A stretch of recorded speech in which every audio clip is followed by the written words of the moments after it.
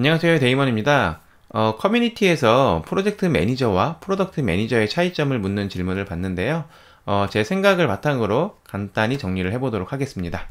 일단 프로젝트와 프로덕트, 텍스트가 좀 다르죠. 이거에 좀 용어를 정리를 해보게 되면은 이제 프로젝트 매니저는 시작과 끝이 있는 작업을 주로 담당을 하게 되고요. 프로덕트 매니저는, 프로덕트는 제품이잖아요.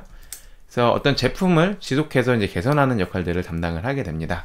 그래서 프로젝트의 예시를 들어보면은 뭔가 브랜드 사이트를 저희가 새롭게 런칭을 한다거나 아니면은 하나은행이나 외환은행 시스템을 통합하는 것처럼 뭔가 새로운 통합 작업들을 진행하거나 이제 이런 것들은 다 이제 시작과 끝이 있기 때문에 프로젝트를 분류할 수가 있는데요. 이런 브랜드 사이트 같은 경우에는 주로 디자인 에이전시에서 많이 담당을 하고, 이런 시스템 통합 작업 같은 경우에는 시스템 인터그레이션의 약자인 SI 기업들에도 주로 담당을 하게 됩니다. 대표적인 SI 기업들은 뭐 삼성 SDS나 LG CNS가 있겠죠. 다음으로 프로덕트 매니저가 필요한 기업들은 이런 페이스북이나 유튜브와 같은 서비스 기업인데요.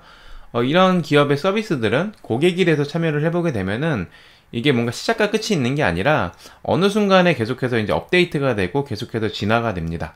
그래서 페이스북의 타임라인이나 채팅, 유튜브의 큐레이션이나 검색 같은 기능들은 딱 출시하고 정체되어 있는 게 아니라 이제 고객의 반응을 봐가면서 계속해서 이제 고도화가 되게끔 되고 있고요. 그래서 프로덕트 매니저는 이렇게 제품을 지속적으로 개선하는 역할을 주로 담당을 하게 됩니다. 그래서 이제 PM의 업무 역할을 좀 구분을 해볼 건데요.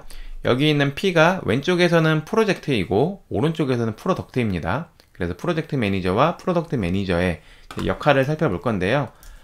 프로젝트 매니저의 가장 중요한 역할은 이제 일정 내에 효율적으로 프로젝트를 런칭하는 거예요.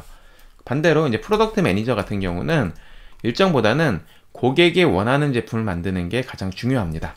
그래서 프로젝트 매니저는 요구사항 분석이 가장 중요한 역할 중에 하나인데요. 저희가 이런 브랜드 사이트를 구축한다라고 했을 때 뭐 수행사가 어느 정도의 제안은 하겠지만 의사결정을 하는 거는 이제 브랜드 사이트의 담당자예요. 그래서 담당자의 요구사항을 파악하는 게 굉장히 중요하고요. 그 다음에 시스템 통합 작업 같은 경우에는 이제 은행에서 실제로 실무를 하시는 분들의 의견이 최대한 많이 반영이 돼야 돼요. 통합을 하고 나면은 그분들이 사용하실 거라서 그분들의 요구사항을 분석하는 역할이 굉장히 중요합니다. 그래서 고객들보다는 의사결정자의 니즈를 파악을 하는 게 굉장히 중요하고요. 그 다음에 이제 업무를 진행하게 되면은 계속해서 의사결정자에게 보고를 하고 컨펌을 하고 보고하고 컨펌하고 이제 이 사이클을 계속해서 돌아가게 돼요.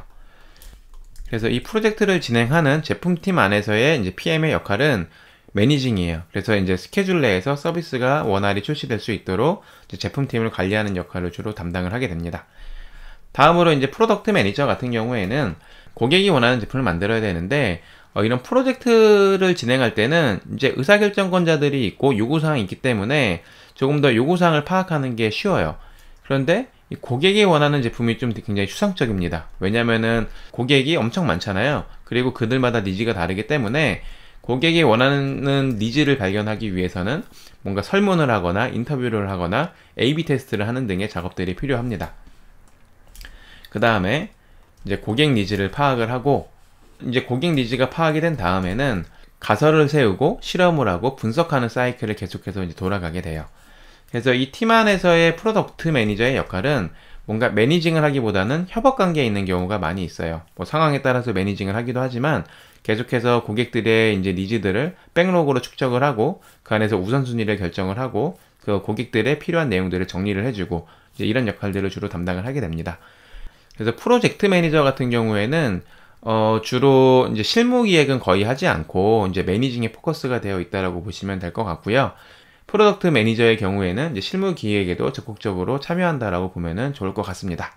그런데 꼭 이런 기업들이라고 해서 이제 프로젝트 매니저가 아예 필요 없는 건 아니에요. 예를 들어서 서비스 기업인데 우리는 고객보다는 대표님의 입맛에 맞는 서비스를 만들어야 돼. 그런 경우에는 이제 프로젝트 매니저의 역할이 필요한 경우도 있고요. 그 다음에 저희가 이제 이런 서비스를 만들기 전에 어쨌든 최초의 제품이 있어야지만 이렇게 계속해서 고도화가 가능하잖아요. 그래서 초기에 제품을 출시하는 단계에서도 이제 프로젝트 매니저가 필요하기도 합니다. 그렇기 때문에 가장 나이스한 거는 저희가 이제 경험을 쌓아가면서 프로젝트 매니저와 프로덕트 매니저를 둘 다 소화할 수 있는 역량을 갖추는 게 가장 좋다라고 보면 될 것 같습니다. 네, 그럼 여기까지 프로젝트 매니저와 프로덕트 매니저의 차이점을 마치도록 하겠습니다. 감사합니다.